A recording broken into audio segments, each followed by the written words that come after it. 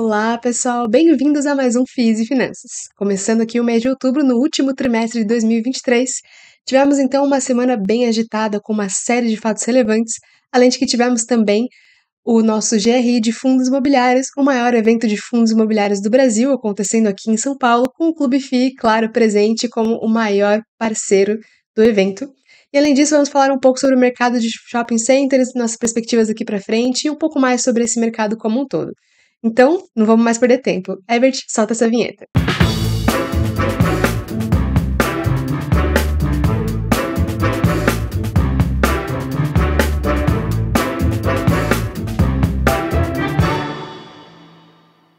Começando a semana, então, com a atualização do Boletim Focus do Banco Central, que reúne, então, respostas de analistas e profissionais do mercado, diversas instituições financeiras, a respeito das suas perspectivas em relação a alguns indicadores importantes da nossa economia para 2023 e para 2024, principalmente ao horizonte que a gente analisa. Então, essa semana, na segunda-feira, o Boletim Focus não trouxe grandes atualizações, foi mantida majoritariamente as perspectivas daqui para frente. Então, para 2023, não houve mudança na perspectiva da Selic, segue estável numa Selic terminal em 11,75% ao final do ano, ou seja, prevendo aí mais alguns cortes de juros, mais 2 cortes de juros de 0,5% até o final do ano, que é justamente o que está alinhado com o que o Copom indicou na sua ata da última reunião, de fazer mais esses 2 cortes para que essa inflação realmente chegue nesse patamar de 11,75% ao final de 2023. Além disso, a perspectiva de crescimento do PIB também segue estável em relação à semana anterior, em 2,92%, então beirando aí os 3% ao ano, e sem alterações também para 2023 na perspectiva de inflação, com o IPCA devendo concluir o ano em 4,86%, levemente acima da meta, mas já um pouco mais próximo do que já esteve anteriormente.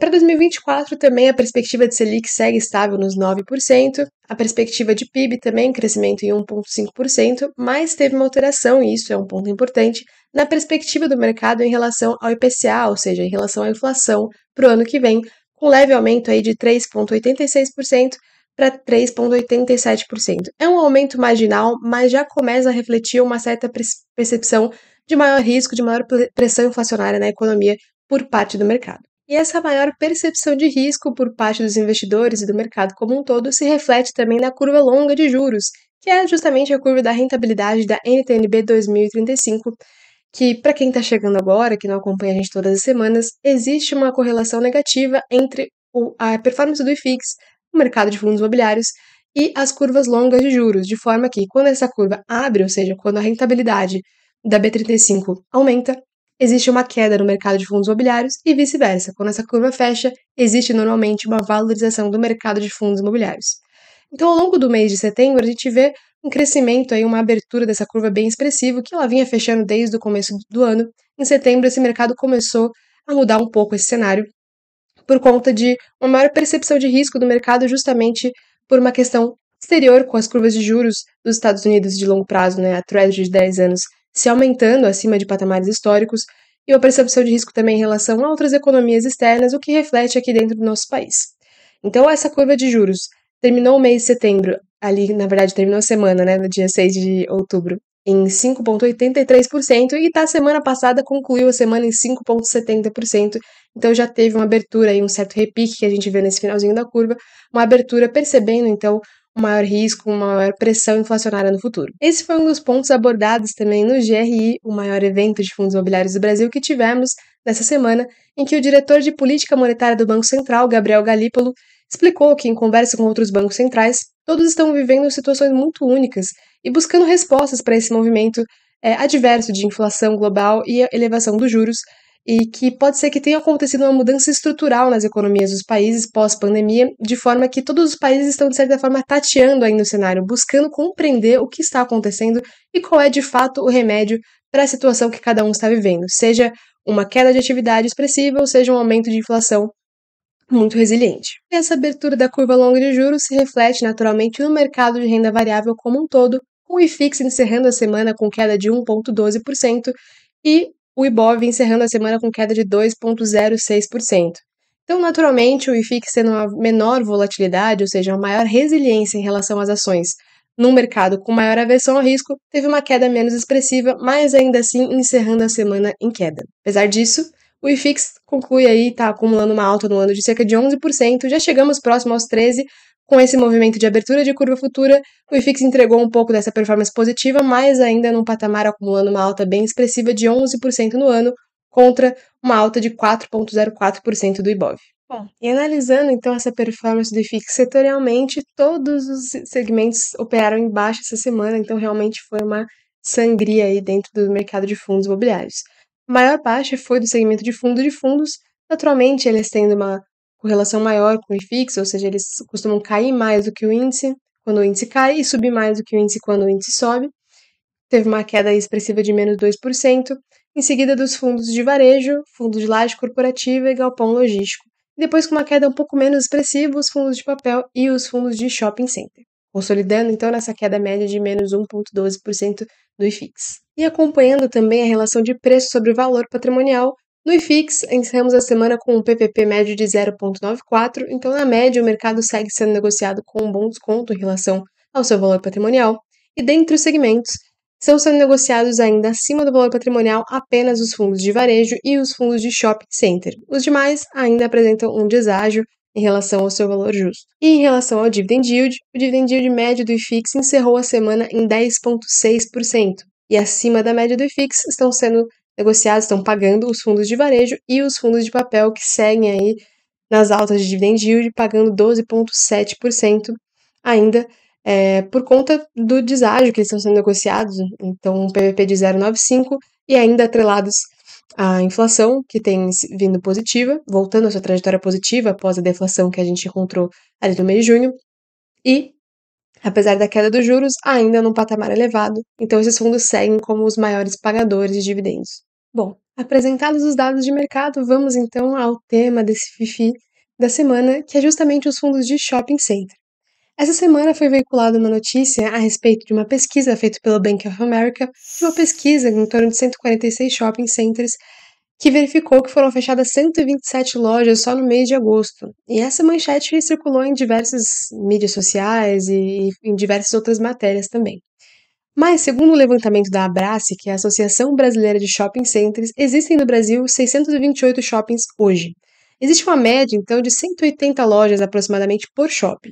Então, esse fechamento de 127 lojas, nesse pool um pouco menor de 146 shoppings, ainda assim é um percentual muito pequeno pela quantidade de lojas que pode existir na média dentro de um shopping. Então, apesar de ser um pouco chocante esse número, quando a gente vê os dados de mercado, a quantidade de lojas que existem dentro de cada shopping, a gente vê que é um percentual muito pequeno e uma coisa muito pontual. No mês anterior, por exemplo, tiveram mais de 80 inaugurações de lojas, e no mês seguinte, mais de 120 fechamentos.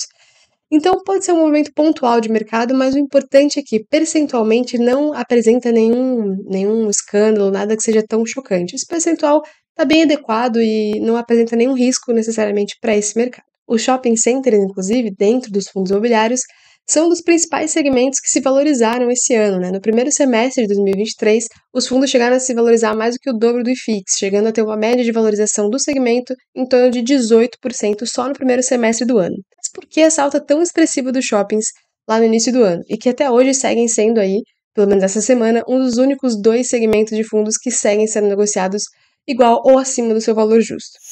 Durante o período da pandemia, tanto os fundos de shopping quanto os fundos de varejo, que é o outro segmento que segue negociando acima do valor patrimonial, foram os segmentos mais impactados por conta da pandemia. O varejo, em geral, né?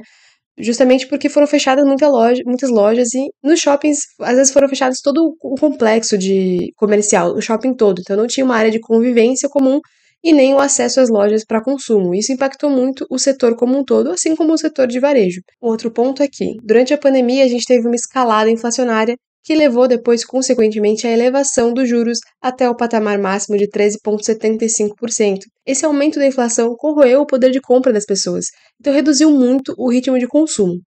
Dentro de um shopping, existem muitas linhas de receita, não é só o consumo de compra dentro das lojas, mas essa é uma fonte de receita importante. Então, o aumento da inflação reduziu o consumo diretamente nas lojas.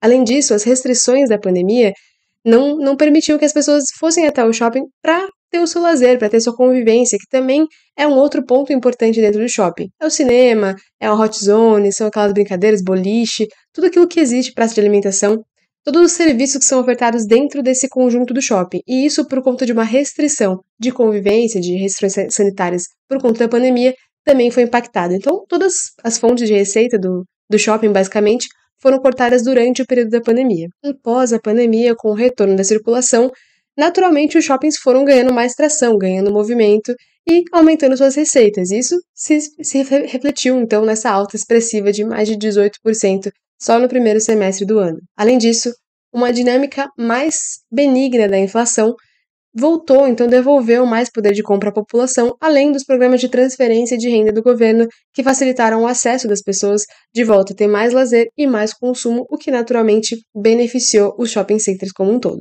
Além disso, no Fórum GRI que tivemos essa semana de fundos imobiliários, dentro de um painel focado em falar sobre shopping centers e varejo de rua, foi pontuado que, de 10 anos para cá aproximadamente, mudou um pouco a linha de receita principal dos shoppings, que era antes só um conjunto de lojas, ou seja, justamente o varejo, mudou então para que as praças de alimentação e entretenimento, como o cinema, fossem âncoras de consumo dentro do shopping. Então, linhas de receitas muito fortes. Então, apesar de um fechamento de lojas expressivo, as lojas não são dentro do shopping tão relevantes quanto já foram um dia. Agora, o cinema e as praças de alimentação são âncoras muito maiores de consumo, justamente por atraírem pessoas não só que vão para comprar, mas pessoas que trabalham próximas e vão para se alimentar, pessoas que precisam de serviços de banco, casas de câmbio, pessoas que vão pelo entretenimento da família, para ter um local seguro para poder conviver, levar filhos, levar crianças, levar idosos e ter um ambiente fechado, seguro e climatizado para poder conviver e ter o seu lazer, mesmo sem comprar nada dentro das lojas. Então a nossa perspectiva para esse mercado daqui para frente é muito positiva. Apesar de já ter havido uma importante valorização dos fundos de shoppings até aqui, a gente tem alguns drivers importantes para mais valorização e mais crescimento. Pode ser não só através de valorização de cotas, que já estão no seu valor justo, mas também através de um aumento de dividendos. Por exemplo, estamos agora com uma dinâmica mais benigna da inflação, que voltou ao patamar positivo, mas está mais controlada. E com a redução de juros, que aumenta o acesso ao crédito, pode ser que a gente veja ainda mais consumo e um aumento de movimentação dentro dos shoppings que aumenta essa linha de receita que eles têm. Além disso, através da análise de dados operacionais dos shoppings, alguns shopping centers dentro da nossa cobertura já têm apresentado um NOI, ou seja, uma receita operacional líquida, superior aos níveis apresentados antes da pandemia. Então eles não só retomaram o ritmo anterior a todo esse processo pandêmico, mas também se superaram e têm crescido e desenvolvido tendo mais receitas. Além disso, a gente tem visto o mercado bem aquecido, não só em termos de movimentação dentro dos shoppings, de consumo, mas também de compras e vendas entre fundos imobiliários desses ativos. E a gente vai ver um pouco desse cenário lá nos nossos fatos relevantes em seguida. Mas antes dos fatos relevantes, quero falar um pouquinho mais sobre o nosso Fórum GRI, que tivemos essa semana com a presença do Clube FI, apresentando um painel a respeito da alta expressiva dos fundos imobiliários nesse ano, em que o mercado de fundos imobiliários completa seus 30 anos e perspectivas daqui para frente com base na economia. Dentro desse evento, tivemos diversos painéis falando sobre temas específicos, então mercado de fundos imobiliários de shopping, mercado de varejo de rua, mercado de fundos de laje corporativa, fiagros e fundos de crédito também, entre outros assuntos como, por exemplo, macroeconomia. Teve muita informação para a gente trazer aqui, mas eu quero trazer só alguns pontos principais. O primeiro é que, em todos os segmentos, seja de papel, seja fundo de tijolo, a gente tinha ali um debate de diversos gestores, de gestoras diferentes, visões diferentes e estratégias de fundos diferentes. Mas o clima geral foi de perspectivas otimistas daqui para frente para o mercado. Porque apesar de já termos 30 anos de história, temos apenas 30 anos e há muita coisa para se desenvolver no mercado de fundos imobiliários ainda e também no mercado imobiliário no Brasil como um todo. Então, a perspectiva é de que existe mais valor a ser destravado daqui para frente, que está atrelado, entre outros fatores, segmentos específicos de cada classe de fundo e cada mercado, mas há um cenário macroeconômico melhor, há uma melhoria desse cenário, há um ancoramento das expectativas de inflação, há uma organização do fiscal no Brasil e uma melhoria do cenário externo também que possibilite que o Brasil siga com a sua agenda de crescimento econômico que está hoje na perspectiva, segundo o Boletim Focus, em torno de 3% ao ano. Um outro ponto importante é que apesar de uma visão positiva do mercado daqui para frente, isso não significa de forma alguma acreditar que não existem desafios a serem superados e que não vão acontecer problemas daqui para frente. Então, por exemplo, no painel sobre fiagros e fundos de crédito, ficou evidente de que vai acontecer problema sim. Em fundo de crédito vai acontecer inadimplência, vão acontecer defaults, isso é da natureza do crédito. E nos fiagros, claro, vai acontecer, além disso, do problema do crédito, pode acontecer também quebra de safra, isso é uma coisa que é dado e vai acontecer. Então não existe mercado perfeito, todos eles vão ter problemas inerentes ao seu ramo de atuação. Mas onde reside a qualidade do fundo é justamente na capacidade do gestor de lidar com as adversidades e resolver os problemas. Então, você, investidor, saiba que é muito importante, além de diversificar para você poder mitigar seus riscos, conhecer bem o trabalho da sua gestão e saber que quando acontecer algum problema, às vezes não é um problema necessariamente da carteira do fundo, e sim uma questão de mercado, sempre vão acontecer problemas. Onde está a qualidade do fundo é que, no longo prazo, como a gestão vai resolver aqueles problemas e se recolocar no mercado de uma forma melhor, gerando valor para o cotista sempre com transparência de informação. E para você que é assinante do Clube FI, nos próximos dias vamos lançar um vídeo completo com um resumo desses painéis e mais informações que a gente teve, valiosíssimas desses gestores e presenças ilustres do governo que estiveram presentes também lá, além do painel, claro, apresentado por nós do Clube FI. Dado o cenário, vamos então aos fatos relevantes da semana, começando pelo fundo LVBI11, o fundo VBI Logístico, que informou que não recebeu o pagamento do aluguel da Sequoia, em referência ao pagamento do aluguel de agosto com vencimento em setembro. E por isso, a distribuição de rendimentos a ser realizada agora em outubro, que foi anunciada no dia 29 de setembro, foi impactada negativamente em 4 centavos por cota. Apesar disso, a administradora deixou claro que vai cobrar sim multa e encargos necessários, de acordo com o que foi estabelecido em contrato, e já está fazendo o máximo esforço para regularizar a situação. O segundo fato relevante é do fundo HSLG11, que informa que foi concluída a obra de expansão do centro de distribuição em Manaus, no Amazonas, locado para a empresa Bemol.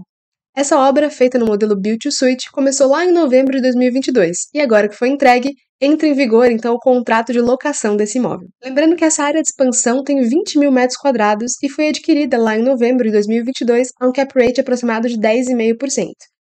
Já o imóvel ao qual ela é anexo, que é o imóvel SLB, tem 46 mil metros quadrados, também foi adquirido em novembro de 22, mas é um cap rate de 10%.